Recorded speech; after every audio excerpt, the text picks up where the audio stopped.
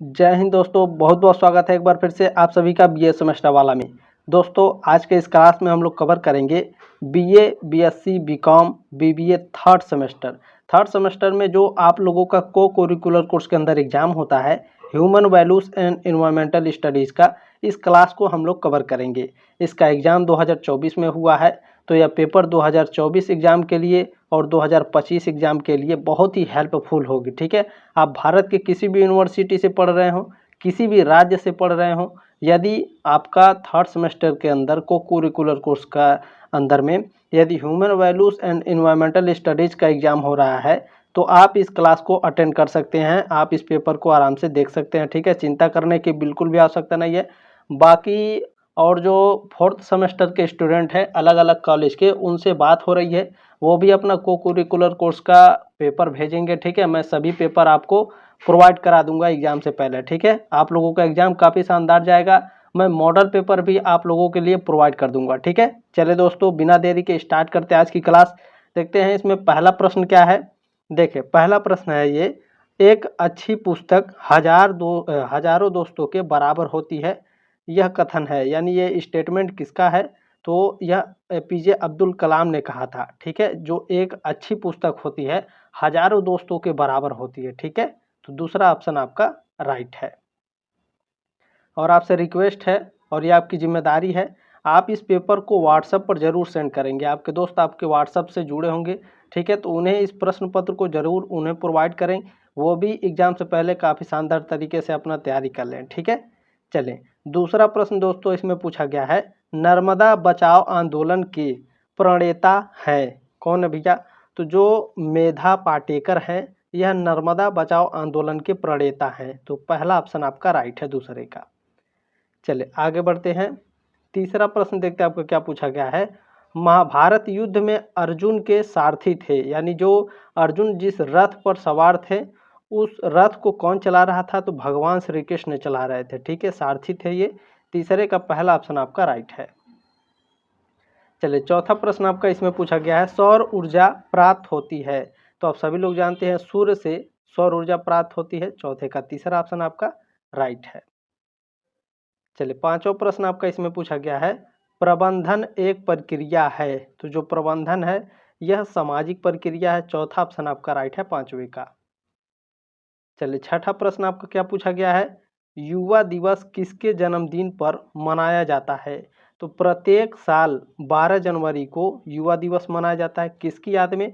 स्वामी विवेकानंद जी के जन्मदिन पर। ठीक है, युवा दिवस मनाया जाता है। दूसरा ऑप्शन आपका राइट है। चले प्रश्न नंबर 7 इसमें क्या पूछा गया है, सरोवर में तेजी से वृद्धि करते हैं, यानी जो झील होती है या फिर बहुत बड़े गड्ढे होते हैं।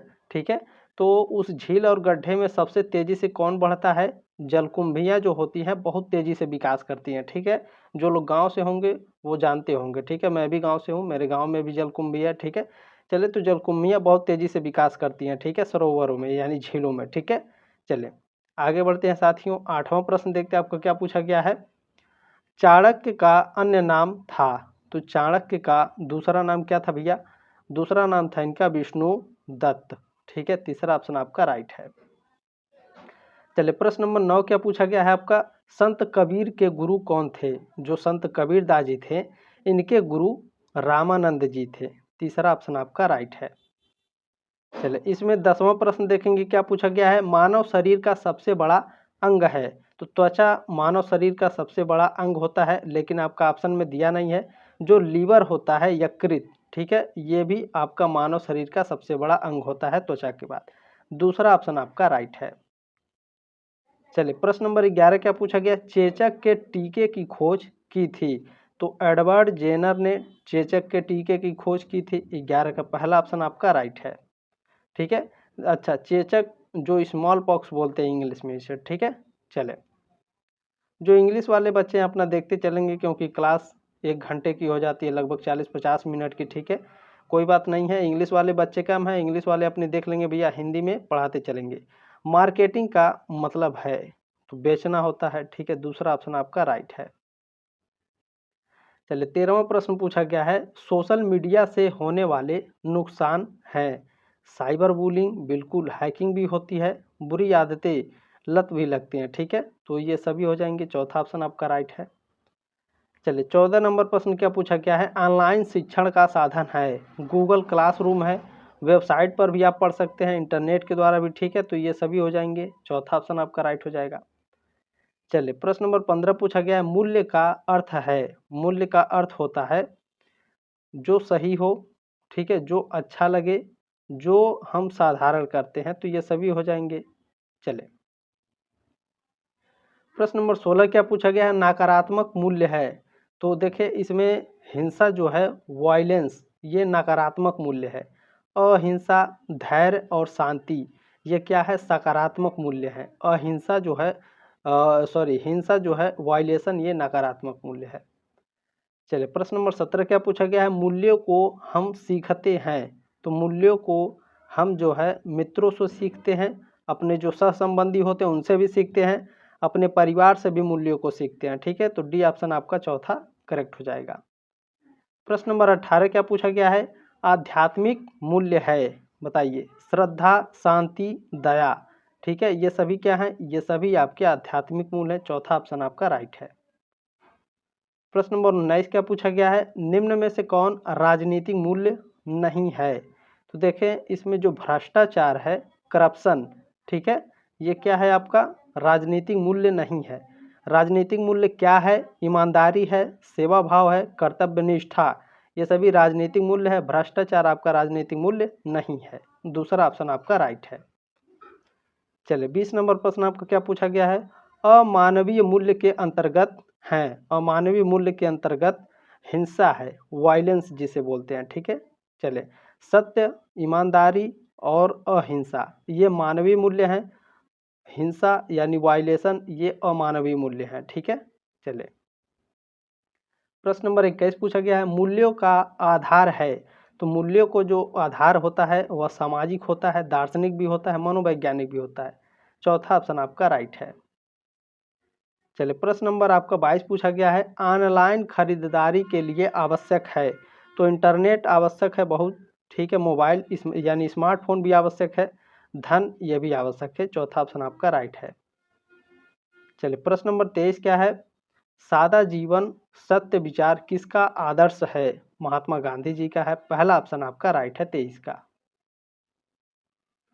प्रश्न नंबर 24 पूछा गया है, AQI से तात्पर्य है, यानी एयर क्वालिटी इंडेक्स, इसका फुल फॉर्म क्या है भैया। तो आपको मैंने बता दिया, एयर क्वालिटी इंडेक्स, ठीक है। चलिए ध्यान रखेंगे, 24 का ऑप्शन नंबर 2 करेक्ट है। चलिए प्रश्न नंबर 25 पूछा गया है, मिट्टी की गुणवत्ता का मापन करने के लिए तो उपस्थित पोषक तत्व का आकलन करना है, ठीक है, पहला ऑप्शन आपका राइट है 25 का। प्रश्न नंबर 26 क्या पूछा गया है, विश्व पर्यावरण दिवस होता है, यानी विश्व पर्यावरण दिवस कब मनाया जाता है। प्रत्येक वर्ष 5 जून को विश्व पर्यावरण दिवस मनाया जाता है। चलिए 27 नंबर प्रश्न पूछा गया है, पहला विश्व पर्यावरण दिवस किस सन में मना, यानी पहला विश्व पर्यावरण दिवस किस सन में मनाया गया था। 1973 में पहला विश्व पर्यावरण दिवस मनाया गया था। प्रश्न नंबर 28 पूछा गया है, निम्न में से कौन सोशल मीडिया का भाग है। तो देखें फेसबुक है, इंस्टाग्राम है, व्हाट्सएप है, ये सभी सोशल मीडिया ऐप हैं, ठीक है। तो चौथा ऑप्शन आपका राइट है। चलिए प्रश्न नंबर 29 क्या पूछा गया है, AQI किसकी गुणवत्ता से संबंधित है। तो यह वायु से संबंधित है, यानी एयर से, पहला ऑप्शन आपका राइट है। चलिए प्रश्न नंबर 30 क्या पूछा गया है, स्वामी विवेकानंद के अनुसार शिक्षा का उद्देश्य होना चाहिए। जीवन निर्माण है, चरित्र निर्माण है, बिल्कुल मानव निर्माण भी है, चौथा ऑप्शन आपका राइट है। प्रश्न नंबर 31 क्या पूछा गया है, मिसाइल मैन का वास्तविक नाम है। तो आप सभी लोग जानते हैं डॉक्टर APJ अब्दुल कलाम को मिसाइल मैन के नाम से जाना जाता था, तीसरा ऑप्शन आपका राइट है 31 का। प्रश्न नंबर 32 पूछा गया है, विंग्स ऑफ फायर पुस्तक लिखी गई किसके द्वारा लिखी गई है। तो ये APJ अब्दुल कलाम की जीवनी है, ठीक है, विंग्स ऑफ फायर, और इन्हीं के द्वारा लिखी गई है। तो दूसरा ऑप्शन आपका करेक्ट है 32 का। चलिए प्रश्न नंबर 33 क्या पूछा गया है, अभी हाल ही में कौन डीप फेक का शिकार हुए हैं। तो सचिन तेंदुलकर, ठीक है, चौथा ऑप्शन आपका करेक्ट है। चलिए 34 नंबर प्रश्न पूछा गया है, भगवत गीता लिखी गई, तो महर्षि वेद व्यास के द्वारा भगवत गीता लिखी गई है। तीसरा ऑप्शन आपका करेक्ट है। चलिए प्रश्न नंबर 35 देखेंगे क्या पूछा गया है, गीता यानी भगवत गीता में कुल अध्यायों की संख्या है, तो 18 अध्याय हैं। चौथा ऑप्शन आपका राइट है। चलिए प्रश्न नंबर 36 पूछा गया है, अयोध्या में राम मंदिर प्राण प्रतिष्ठा का आयोजन किया गया, कब किया गया था भैया, तो 22 जनवरी सन 2024 को किया गया था। तीसरा ऑप्शन आपका राइट है। प्रश्न नंबर 37 क्या है, भूकंप की तीव्रता मापने का पैमाना है, क्या है भैया बताइए आप सभी लोग, बिल्कुल रिक्टर स्केल। दूसरा ऑप्शन आपका राइट है। प्रश्न नंबर 38 क्या पूछा गया है, मधुमेह एक बीमारी है, यानी जो मधुमेह को शुगर बोलते हैं, ठीक है, डायबिटीज इंग्लिश में बोलते हैं, हिंदी में मधुमेह बोलते हैं यानी शुगर, ठीक है, तो शुगर एक बीमारी है, जीवन शैली से संबंधित है ये, ठीक है। दूसरा ऑप्शन आपका राइट है। संक्रमण से नहीं होता है, ना ही छुआछूत से होता है, ठीक है, यह जीवन शैली से संबंधित है। चलें, अगर आप ज़्यादा मीठा का सेवन करेंगे, ज़्यादा चीनी खाएंगे तो शुगर हो जाएगा, ठीक है। 39 नंबर प्रश्न है, प्रदूषित जल पीने से कौन सी बीमारी होती है, तो डायरिया कालरा हैजा यानी, ठीक है, पहला ऑप्शन आपका राइट है 39 का। चलिए आगे बढ़ते हैं। प्रश्न नंबर 40 क्या है, भ्रष्टाचार के क्या कारण हैं, तो भ्रष्टाचार के देखिए आर्थिक और असुरक्षा है, आयकर की उच्च दर है, लोकतंत्र की प्रणाली, ये सभी, ठीक है। चौथा ऑप्शन आपका राइट है। प्रश्न नंबर 41 क्या पूछा गया है, नीति आयोग की स्थापना कब हुई, नीति आयोग की स्थापना 1 जनवरी 2015 को हुई थी। पहला ऑप्शन आपका राइट है। प्रश्न नंबर 42 पूछा गया है, एपीजे अब्दुल कलाम का जन्म हुआ था मुंबई में, चेन्नई में, गुजरात में या उत्तर प्रदेश में, तमिलनाडु में हुआ था, ठीक है, चेन्नई में। प्रश्न नंबर 43 है, दिसंबर 2023 में चेन्नई में कौन सा तूफान आया था, तो दिसंबर 2023 में चेन्नई में ये मिचोंग तूफान आया था। पहला ऑप्शन आपका राइट है 43 का। चलिए प्रश्न नंबर 44 पूछा गया है, वन विनाश से होता है, यानी वन कटाव जो होता है, वन काटने से क्या होता है, पर्यावरण असंतुलन हो जाता है, बारिश नहीं होगा, सूखा पड़ जाता है, कभी ज़्यादा बारिश हो जाएगा, ठीक है, भूक्षरण होता है, हिमस्खलन भी होता है, तो ये सभी हो जाएगा। चलें, प्रश्न नंबर 45 क्या पूछा गया है, पर्यावरण का तत्व है, जल है, वायु है, मृदा यानी मिट्टी, हवा और जल, ये सभी पर्यावरण के तत्व हैं। चौथा ऑप्शन आपका राइट है। प्रश्न नंबर 46 इसमें पूछा गया है, विश्व के मरुस्थलों में सर्वाधिक विशाल मरुस्थल है, सहारा मरुस्थल सबसे बड़ा है। दूसरा ऑप्शन आपका राइट है। चलिए 47 नंबर प्रश्न क्या है, मरुस्थलीकरण में पर्यावरण होता है, तो मरुस्थलीकरण में पर्यावरण असंतुलित होता है। पहला ऑप्शन आपका राइट है।